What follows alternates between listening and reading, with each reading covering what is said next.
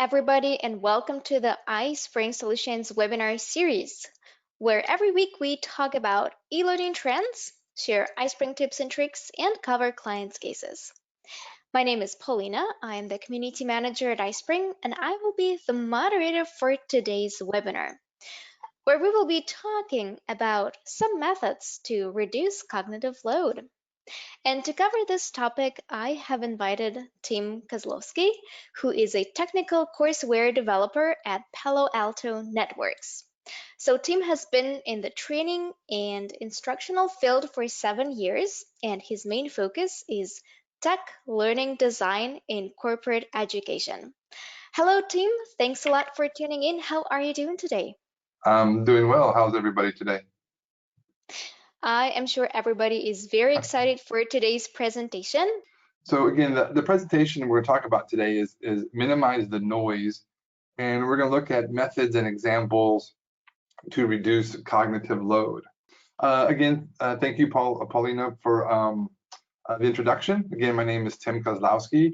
I do have a master's degree in e-learning, as well as I'm a PhD candidate in the field of educational psychology, where we study the neuroscience of learning, and cognitive load is a big part of that. Understanding why people learn, how they learn, their motivations for learning, and what those components are.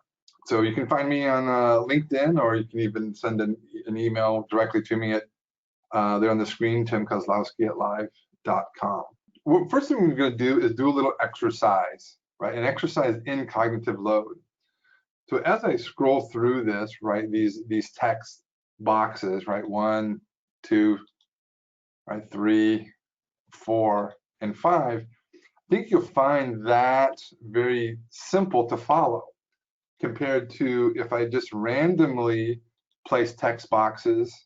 You find it much more difficult to follow the order. And why is that? The answer is, in the first example, we were using a very common method, right? A clockwise or clockwise type method. So you could almost anticipate after the first or second text box came up, you could almost anticipate where the next one was going to occur. So again, it makes it, that is a good example of reducing that load, because you had an expectation, and you had an expectation because pretty much everybody knows clockwise rotation, whereas in the second setting you didn't know where the next box was gonna appear, so you had no reference point, right? And that's a big part of cognitive load, is understanding reference points and context. So what we're going to talk about in this presentation, some of the points of discussion, is we're going to talk about a very simple working definition of cognitive load theory. And then we're going to look at how the brain uses memory, the different components of memory when it comes to learning. And then how does this all apply to instructional design? So what does this mean when we create content? And then we're going to actually look at some examples of the do's and don'ts. And so you probably noticed too, as the animations were going through, I purposefully did several different ones, just again to have you actually experience what cognitive load is, right? You had a certain expectation after the first two animations, and then I changed it on you, right? So it took another second or so for your brain to assimilate.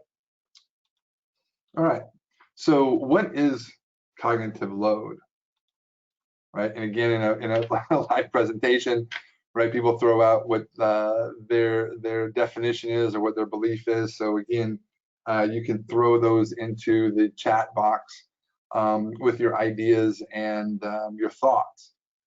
So a good working definition or quote is, cognitive load theory is a theory which aims to understand how the cognitive load produced by learning tasks can impede students' ability to process new information and to create long-term memories.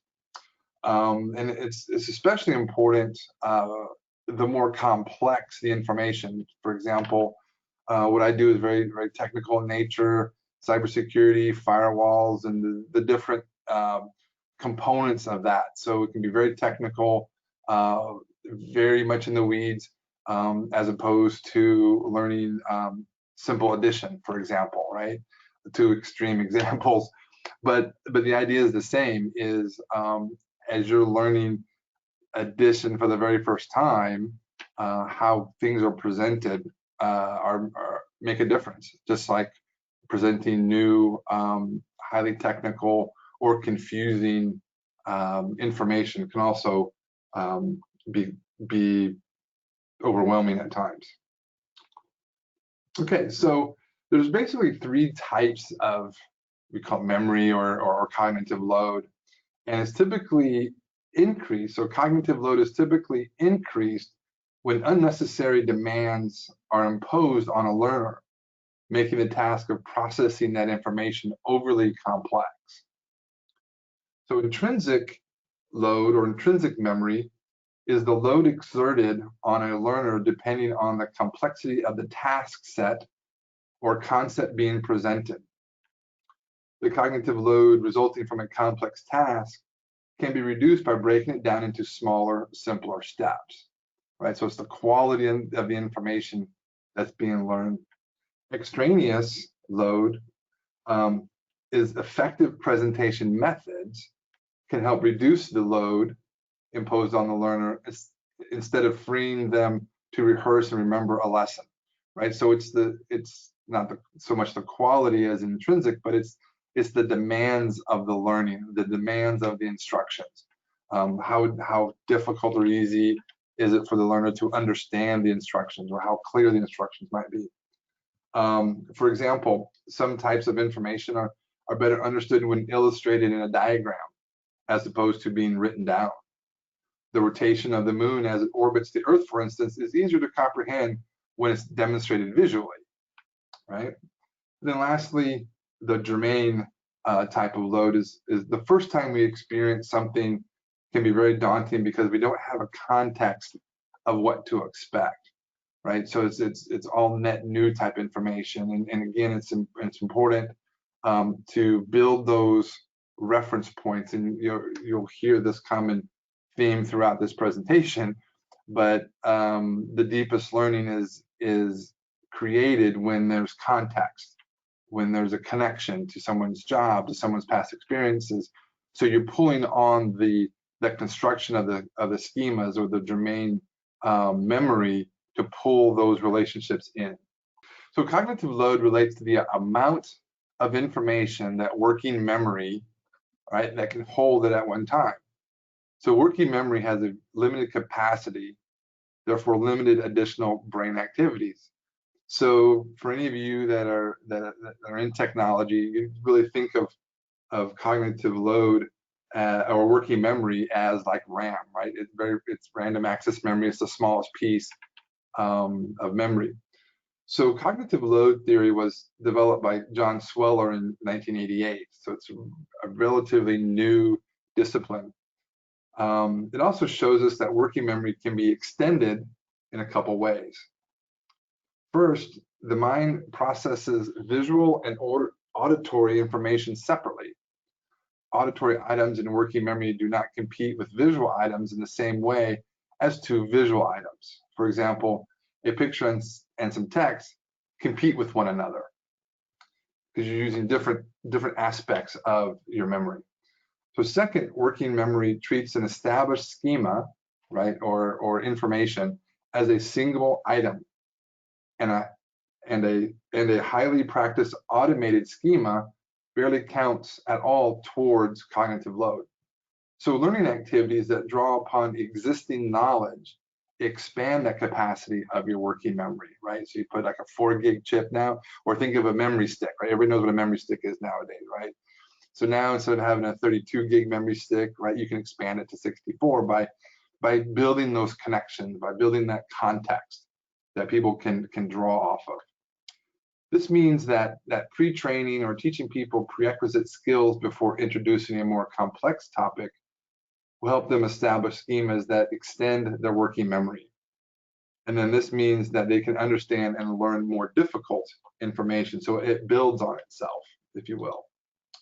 Okay, so let's just switch gears and talk about how memory processes information. Like we said earlier, there's short-term memory, right? And all this flows back and forth. So as new information comes in, first it goes into your short-term memory, right? Think of it as like attention span, right? And we've all been in training situations where you're in the training for an hour or two and your mind starts wandering, right? So think of short-term memory as the ability to hold your attention, right? And so as information is then moved out of short-term memory into working memory, right? All these distractions that I talked about become forgotten information. You've always heard it say you retain 10% of what you learn if it's not used right away. So this is where the other part of the excessive cognitive load comes in. So you have distractions, excessive load, all result in forgotten information. Like if you ever read something and you're reading a book and at the end of the paragraph or two, or the end of the page, you say to yourself, what did I just read? Right? That's your forgotten information. That's where the distractions come into play, or maybe the words are all very new and expanding your vocabulary, and it takes time to learn that information, right? And then as working memory then moves into long-term memory, you're able to pull or retrieve that long-term memory. So this is again where the connections and the context come into play. So then you're able to rehearse that, right? So when you build stories, when you build analogies, right, the people can make those associations to what they're currently learning versus what they already have learned and is stored in their long-term memory, right? So look at long-term memory as something like context, something job related. There's an emotional connection there. Think of it as storage, right? For all of us technical people, right? So short-term memory is like RAM, and working memory is like processing power. And then lastly, long-term memory is more like storage, right? The retrieval aspect of it.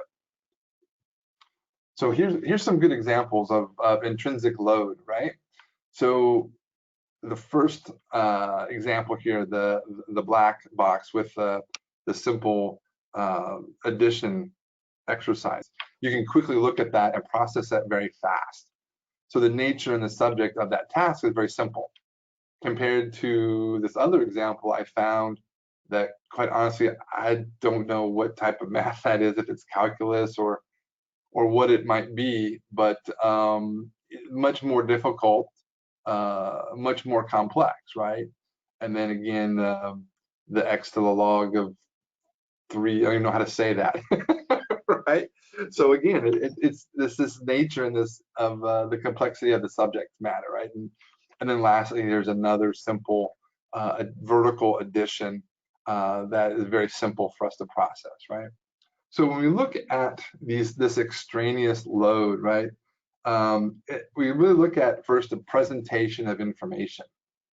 So the extraneous cognitive load is the type of load created by the way information is presented to the person. The cognitive load is the result of irrelevant or unimportant pieces of information that are given to a person. For example, in online articles, you might find multiple advertisements and pictures that serve no actual purpose or value and are included merely to make the item more attractive.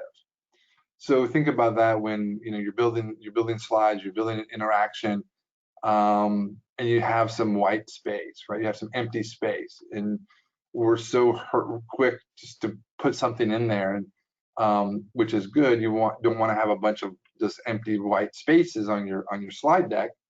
But by the same token, if you're going to put a picture in there, make it worthwhile, right? Make it meaningful. Make the picture add to the story and add value.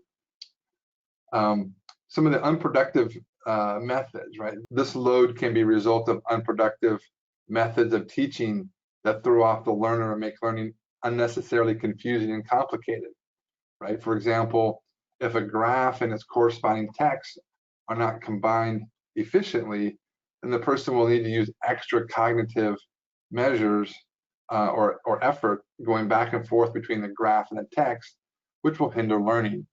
And we saw that in the very beginning when I had the 5 text boxes, right? So I had the same information, but the way I presented that information was very confusing because it didn't follow a known pattern, right?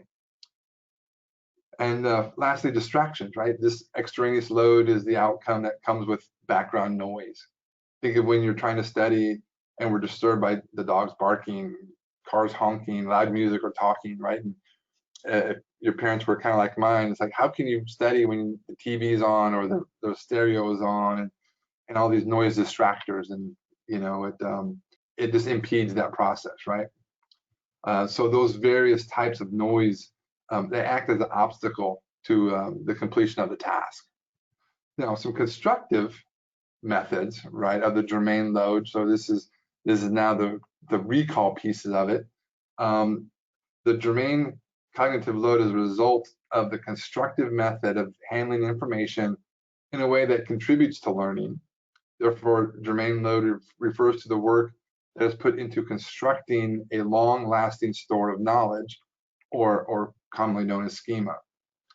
When you look at systematic or anticipated displays of information, again, like the first example where the first text box showed up, the second one showed up, and most of you probably anticipated where the third one was going to be.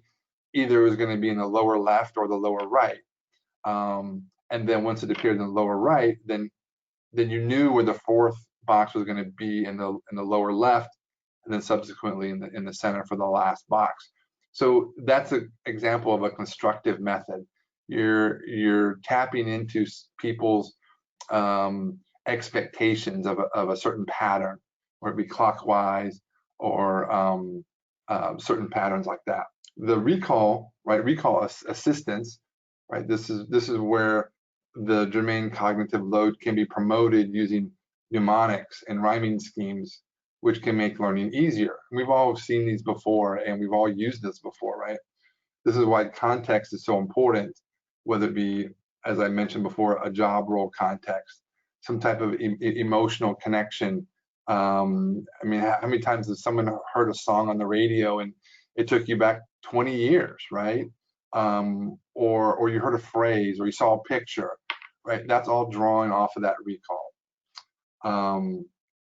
So really what all that is association, right? Associating something new with something that you already know.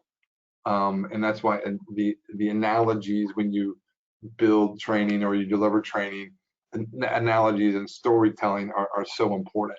So what does all that mean, right? So we now understand what cognitive load is. We understand how it works at a fundamental level. So what does all this mean when we're actually developing content and instructional design? So why is it important? So we're going to look at what are your measurable outcomes, right? You always start from the end. I always say start from the ending and go forward, right? So you want to look at what are we trying to measure, right? What's the measurable outcome? What's your audience baseline? What does your audience look like? How are they going to use the training? What is the training going to ultimately support, right? So you got to keep it simple and concise. And the more technical or the more complex the information, the smaller the consumption needs to be, because we need time to process that information and store that information, and then ultimately draw back from it. So there's, I was taught the spiral method years ago. I deem it the spiral method. I don't know if that's the official name, that I call it spiral versus batch method of design, and we'll talk a little more about that later. as you build these exercises, or as you build these instructions, it's important to keep those lectures at a minimum, right? And you want to have more frequent exercises. So there's debate in the field about learning styles. There's some aspect to that is true that I subscribe to. But typically people will learn by using multiple methods. People aren't just auditory learners or just visual learners. They usually use a function of several items, right? So when you're dealing with very new information, whether it be math or whether it be science or art or whatever it might be, whenever you're learning something new, a new technique, there has to be lots of exercises and times to practice. So here's some methods that you can take note of to reduce that cognitive load, right? Is really get a good set of tools, right? Whether it be a design document, whether it really lay out the course where you can see it, like a 30,000-foot view, a very high level view. And does this make sense? What are the things I'm going to measure as success? What are things that, if it's in a technical field like mine where we have certification tests, what are those testing domains, and how do I want to build a course to support those testing domains, right? And all that's from the design document. Or like a job task analysis, right? What do we want them to be able to do at the end of this course? And then you look at different modalities, and you look at, there's my laser pointer. So then you look at different modalities and different job-related tasks, right? Which is, again, very kind of new right now. I know we've started an initiative at work where we look at, what is like it's called a SOC, so a Security Operations Center. So what are the job roles inside of that environment, and we're building content that addresses very specific job roles or job tasks.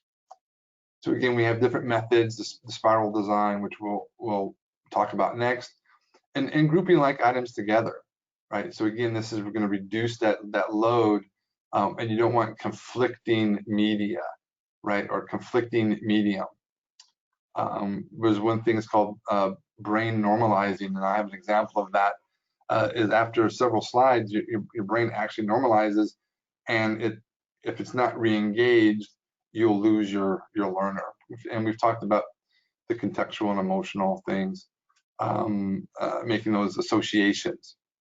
Then when you're presenting, right, if you're creating content to then deliver to a live trainer or a virtual trainer, right, understanding how to use focus and controlling eye movement through animations, through fading in, fading out, graying out, and things like that. Here's something that's a lot of labs miss, right, is asking questions in the lab exercises themselves, instead of it just being an exercise of mouse clicks and whatnot, but actually after a series of lab exercises, ask the question, what did I learn? Or ask them very specific about some output. What is the value X? And it's also fun as you get more adult learners, is actually make lab exercises that don't work, right, on purpose. So they really get that next level of the taxonomy of when now they have to analyze, well, why didn't this work? My expectation was this, it was X, but now it's Y. So now I have to figure out why and understand why it's wrong, right? So again, that gets more into the job specific or job role type exercises. And then we can also use different aspects of PowerPoint with emotion graphics and things like that. So here I alluded to a couple times a spiral method versus a batch method. And some of this, I didn't really want to inundate you with too much animation, because I'm sure some of you might be taking notes or whatever. So it just makes it a little easier for you to consume this information. So really, there's a spiral method versus the old guard batch method, and really the difference is a spiraling method. Think of it as like you're in college, right? Where you're in Psych 101 and you learn some basic information across the field of psychology, right? And the next semester, you might go to Psych 102, right? So you build upon what you learned in 101, and now you're getting some more advanced topics, right? Then you become a sophomore, junior, and now you're at the 200 level of information. And the assumption is that there's information that you already know, that's assumed by the professor, and it's drawn upon, and you're asked to then apply that 100 level information. So in instructional design and course development is very much the same way. Is you present a very basic, fundamental, rudimentary level bit of information, and then you go back through and then you retrieve or recall that information as you start delving into more complex items. So for example, when we work with students that are being introduced to a firewall, right? It's we go through like the basics, right, of what the user interface looks like, where things are located, and then the next level below that might be how to create a security policy. So they already know how to access the user interface. They know how to put an IP address on on an outbound interface. So now the next step is create a policy, right? So that would be like a 200 level. So in the exercises, for example, we don't go and rehash how to put on an IP address or how to access the interface to begin with, because we assume they already know that. We jump right into, hey, access the interface. Go to this new interface, add an IP address. Now we're going to build a security policy, and here's how you build one, right? So it's instructional but not detailed. And then as you delve deeper, you pull from that learned memory, and you're able to get into more complex topics. So with the lecture in the lab or exercises, there becomes a tipping point where in the beginning you might have, a 70% lecture to 30% labs, and then as the training continues, hopefully that will flip, and you get to be 30% lecture and 70% lab. So now that they're applying the things that they've learned in the previous sections. So the batch method is really the old way of or the historical traditional way of doing things, where all the information is presented about a certain topic, right? And lectures typically last very long, 45 minutes. They're very tedious. Sometimes there's an hour, and then you have a long lab or exercise, right? So it's very much batch. Here's everything about A, and then we're going to do a lab, and then next we're going to talk about B, and now here's a lab. We never draw off anything that we learned from A, right? So it's all very siloed, not very connected, right? And so the lectures and the labs become this exercise in mouse clicks, right? And again, if we were in a live presentation, I'd ask to raise the hands of how many people have experienced this, and most of the people have, as I'm sure everybody on this call has. And just reflect back on your own experience, right? Is you're in the process, and it's death by PowerPoint, or it's you're 2 hours in, and you as a learner are completely checked out, right? So this sense of there's no engagement there. So one thing we talk about, the brain normalizing, right? I talked about that earlier, and this is a good example of that. I just put some text in here just to have something. And actually, I'm an avid photographer, so this is actually a photo I took of a close-up of a flower. I don't even know what it is, but I think there's a bee inside there somewhere, I think. But what it illustrates is a lot of times we'll use a little bit of text and pictures, right? And you want to be careful of having too much of the same setup, right? You don't want to have 4, 5, 6, 10 slides that have text over here and pictures over here, because the brain will normalize that, and then it won't absorb that information. It kind of just checks out. So it's always good from time to time, right, to switch it around, right? This re-engages the brain.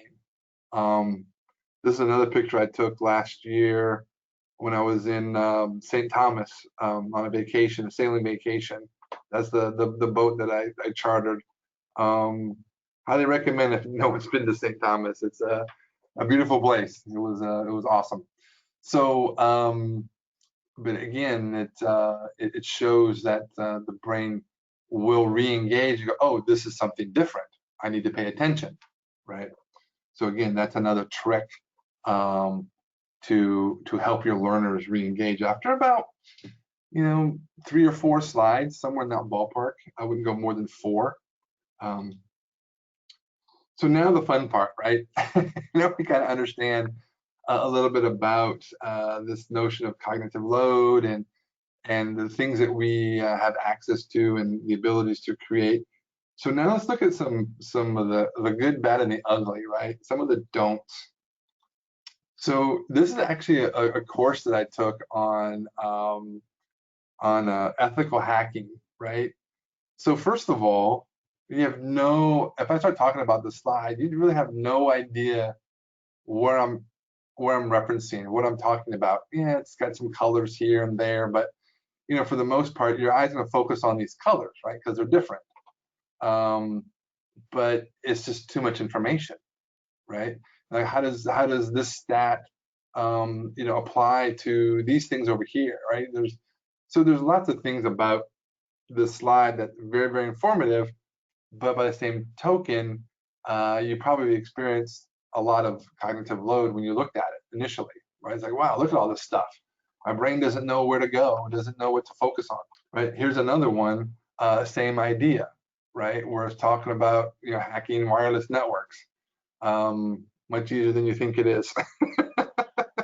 But anyway, so that's why it's always important to have a good, strong password. Is just as a point of reference, the length of the password is more important than the complexity of it, just because the way passwords are matched.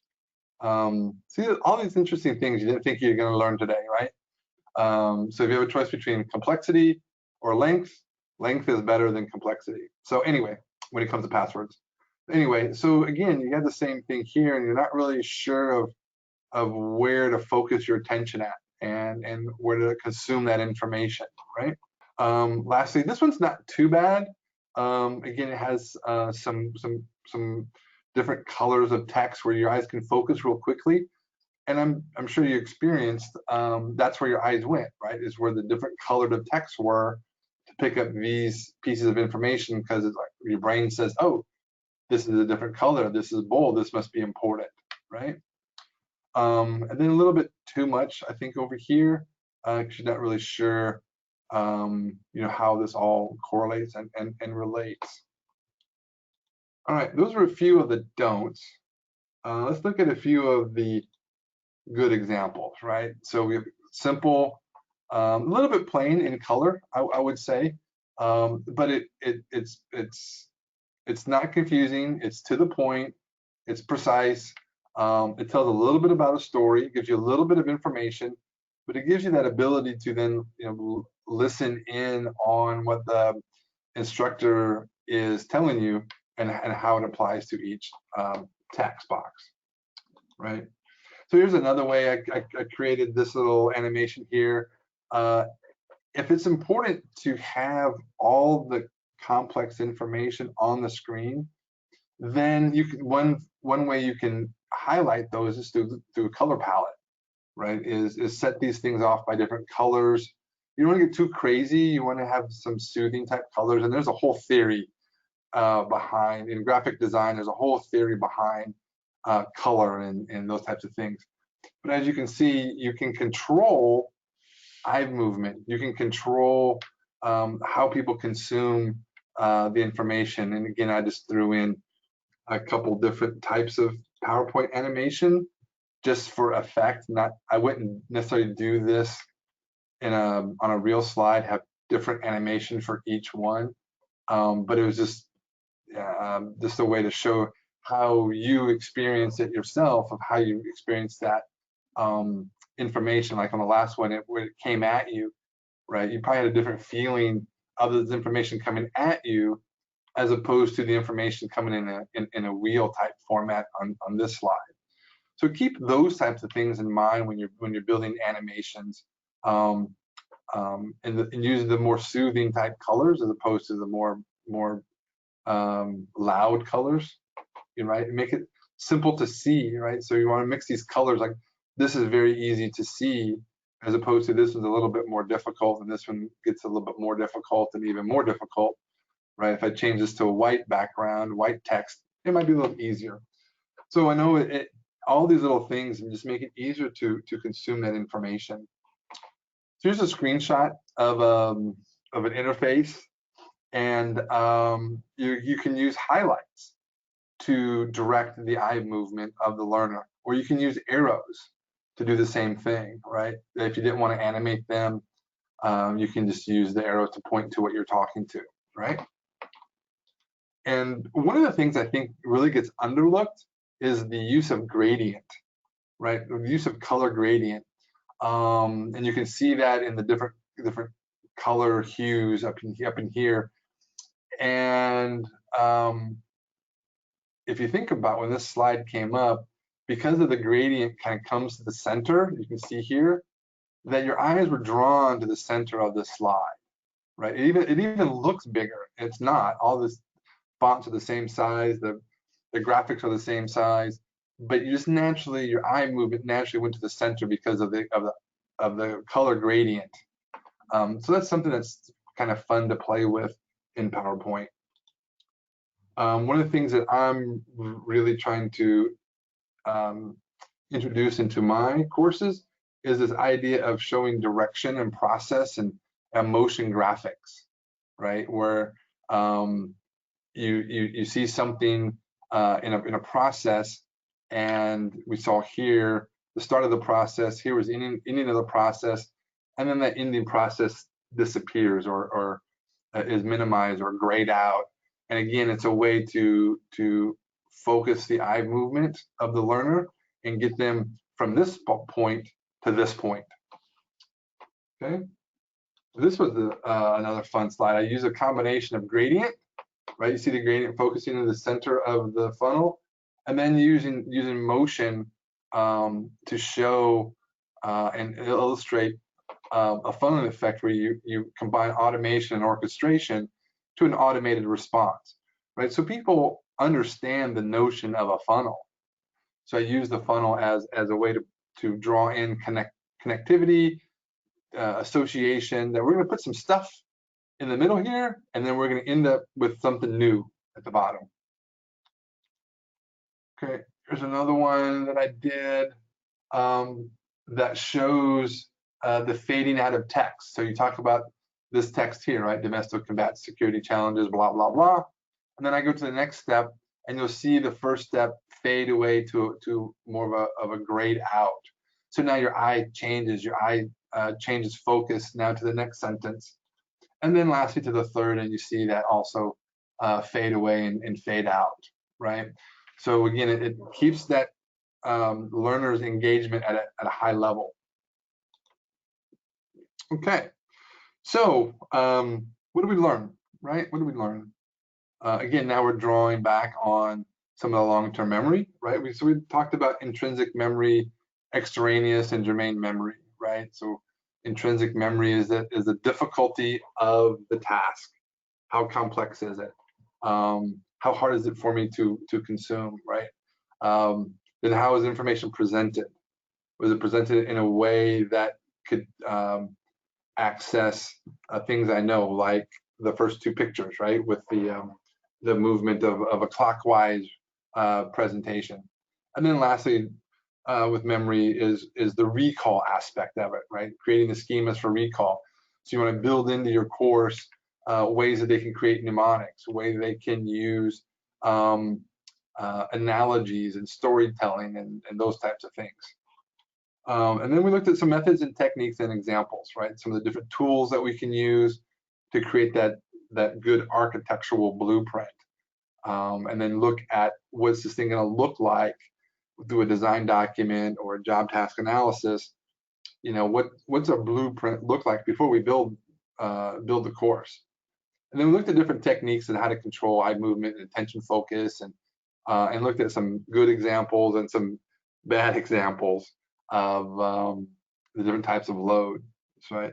So hopefully, as we went through those do's and don'ts, you were able to actually feel, right, in your mind, you're able to feel what I'm talking about in that cognitive load of, wow, this is a lot of information. Where do I even begin to start, versus something that's a little more systematic that actually takes the learner on a learning journey, right, on a learning experience.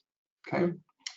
Again, thanks for your attendance today, and if you have any questions, you can feel free to email Paulina, and she can bring them to me, or you can send them direct to my name at live.com.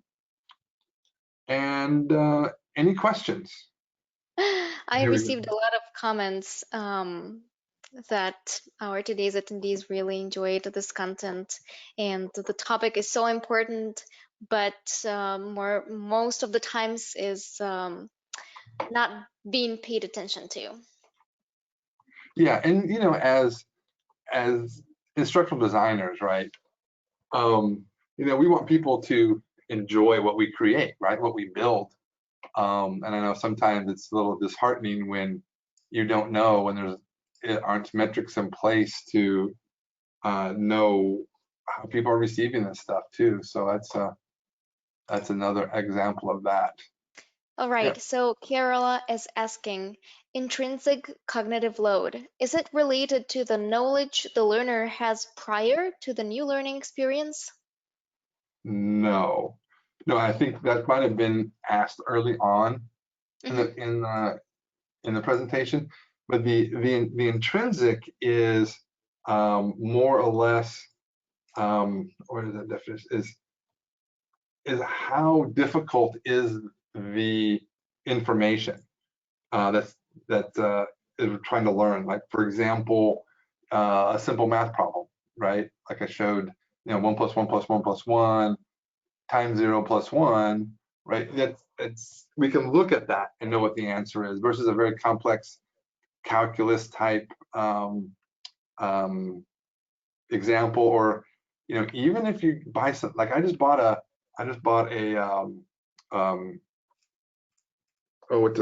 just lost my train of thought. A drone. I just bought a drone, right? And the instructions were not very clear. They left out a lot of parts, a lot of steps. Like, just for me to figure out how to charge the battery in the drone, it took me like 30 minutes to figure it out because the instructions weren't very good. So that might be more of an example of the working memory. But the intrinsic load is example of that was, it's just I have to charge the battery. It's a very simple thing to do, right? So I didn't have prior knowledge of how to charge the battery of that device, but I knew I needed to charge the battery, right? Hopefully that answers the question. Thank you so much. So is there a hybrid of in between for spiral and batch techniques? Is there a what between the two? A hybrid? Yeah. A hybrid? Yeah, that's a good question. I suppose you could build you know, a hybrid. The thing that's important about those two methods, I think, if it's relatively simple in type of information, you probably could lean more towards a batch method, right? Where it's more knowledge retention. Let's say you want to learn, you're teaching something about history, right? There really isn't anything you can learn about history as history itself, right? We always can learn from history, but let's say if you're learning about 1800 to 1850, let's say, or a certain period of time, you're not really going to have a spiral method to be able to build from. You're just going to kind of teach the historical significance of the time period. So that would probably be more fitted to a batch method.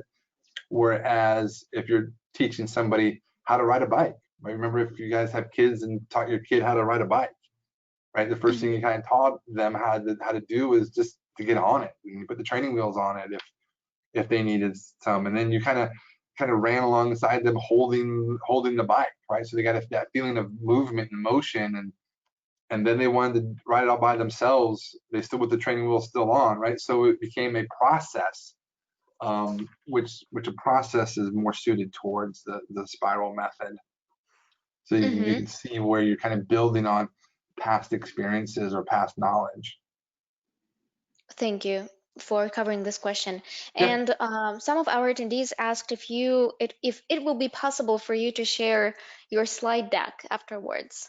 sure, sure. I can drop it. Some of the I created a PDF. Mm-hmm. But the one issue with PDF, and as instructional designers, we need to know this as well when we create courses, um, as part of the design process. If you know eventually this is going to be produced in a PDF format, PDFs do not acknowledge animations, right? It just sees it as a single slide. So you need to take that into consideration as well as you build your course of what, again, that's kind of what the end result's going to be. If you know ahead of time, hey, we're going to deliver these in a student guide, and this is going to be PDF format and whatnot. Then instead of building animations inside of a single slide, you'd need to build those animations as a separate slide. But so yeah, sure. I Mm-hmm. can adjust that with this slide deck Mm-hmm. and create a Or PDF and you email it can to you. just send it to me, and Yeah. I will be able to upload it to iSpring Cloud because there all animations are preserved. Oh, okay, good. Yeah, yeah. Okay, I can do that. I can do Awesome. that. So, Tim, do you have any suggested readings or resources people Oh, can refer to? if you saw the stack of books I have on my floor because of going through my PhD program, you'd probably like, oh my gosh. No, there's so many good ones out there. And if you go out to Amazon, um, there's one on just straight cognitive load theory. There's another one I'm looking at right now, as a matter of fact, that um, here's one that's called The Neuroscience of Adult Learning, by Sandra Jackson. It's literally, that's a great resource. Awesome. A lot of the extra work and reading that I do for my program, I just go to Amazon and type in cognitive load theory, and things like that. Lots of good books out there. Lots of good books. Mm-hmm. Thank you very much. And let's cover a question from Sandy. Can you introduce a spiral method into a batch if you had to? Oh, sure. Yeah, sure. It's just a way to break out um, those. It can be a little tricky because if you think about what you're doing is you're taking, let's just say three topics, right? Topic A, topic B, topic C, all in a batch. Then you want to break that down into a spiral method. So you have to go through topic A, B, and C, pull out the 100 level or the basic level stuff, and make that a module, if you will. Then you Mm-hmm. have to do the same thing for your level twos and threes. So you can do it, but it's difficult to do it like inside of the entire course itself, just because of the way that both methods are structured, right? So if you have topic four, Mm-hmm. then you might be able to blend some of the different methods, but it's difficult if you are going all batch and then you're going to go to spiral with the same topics. It can be confusing. Oh, Timothy is saying, actually, it strikes me that what we actually do is start with a batch macro plan and then Uh, break those topics down in a spiral way. yeah, with that you can do because you can look at that maybe in your design document, right? And that's where that really begins in your design document, your job task analysis, where you're working with your SMEs and you're trying to figure out what do people need to learn, what do they need to know, what do they need to do, and then from there, because that's going to be presented to you in a batch type method, because your SME is going to go, they need to know these 5 things. And about these 5 things, they need to know these, 6 subtopics about each one, right? So that's going to be delivered to you in very much a batch method. And then from there, you can break those out into more of the spiral or level methods. Does that make sense? I think it does, Okay. because Timothy said things. Okay. Right. Okay. And honestly, there's not any any books out there per se that talk about a spiral method, and it may be officially a different name, but this is something I learned really early in my career as an instructional designer because I came from a technical background and out in the field, um, and the guy that I kind of learned from was very in tune to that, and we switched our methods in developing and teaching the technical content at the time, and it made huge differences, huge difference. So maybe it's an idea for a book, or who knows? Well, thank Maybe you add that to for that. my dissertation. Awesome. All right, so let's cover another question. It's from Ismael. So, Uh-huh. is there a maximum amount of information that Oh, are to be displayed on any single slide? yeah, great question, great question. Um, the the easy answer is yes. How much is too much and how much is not enough? That's where a little bit of trial and error has to come into play. But the research is showing somewhere around 25 to 50 characters. So or words, right? So you want, or better to expand that as more objects, right? So if you look at a word as an object, um, and a picture as an object, right? So somewhere between 25 to 50, and that sounds like a lot, but I challenge you to go back to one of your slides that you created and actually count how many words are on the slide. You'd be surprised. You really be surprised. So again, if you have a lot of technical words, a lot of acronyms that may not be well known, then I would err more towards 25 or 30. If it's things that are common knowledge, things that are well known, like compliance type work, you might be able to get away with a little bit more towards 50, right? Mhm. So you just have to look at each case by case, who your audience is, what the content is, and just vary it within that kind of those parameters, and challenge yourself, right? That's one of the things I do sometimes is how little information I can put on a slide to bring out the most meaning. And sometimes you put that down in the presenter notes, um, but challenge yourself to see, does a picture or a few words um, relay the message that I'm trying to make. It's a fun exercise. Really get you thinking.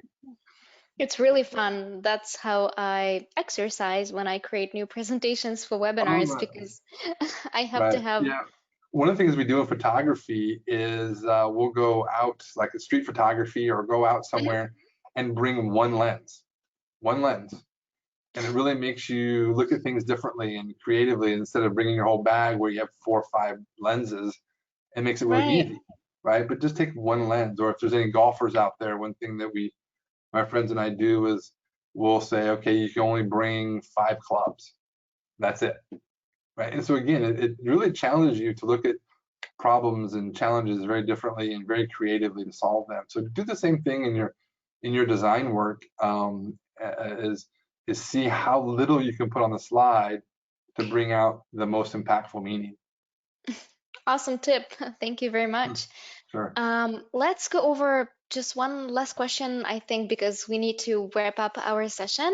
But Cynthia is curious, how would you recommend spiral method within an online course? Can it be done within one course? Oh, sure, sure. I'm assuming when you say one course, you're meaning maybe a few hours or a 6-hour course or something like that. But yeah, the length of the course really is irrelevant because it's the amount of information that's being displayed or being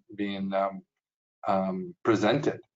So again, the length of the course I don't think really matters. And I think even the shorter the course, even the more important that is, because you don't have the time and the bandwidth to get a lot of deep learning, right? You need to really draw from their previous experiences. And so when it's that concise, I think it's even more important to use that spiral method because you want to leverage their knowledge, you want to leverage what they already know. Perfect. Thank you Yeah. so much for covering that and for this brilliant Thank presentation. you. Hope everybody enjoyed it. Yeah, well, from what I can read from our attendees, and I will be sharing this feedback with you, of course, Oh, great. they have really enjoyed this session. Awesome. So here, I would like to thank you guys for coming today and for being so active, for asking your questions. At this time, I would like to wish everyone a wonderful day, and I will see you at the next webinar. Bye, everybody, and bye, Tim. Bye-bye. Thanks, everybody. Have a great day.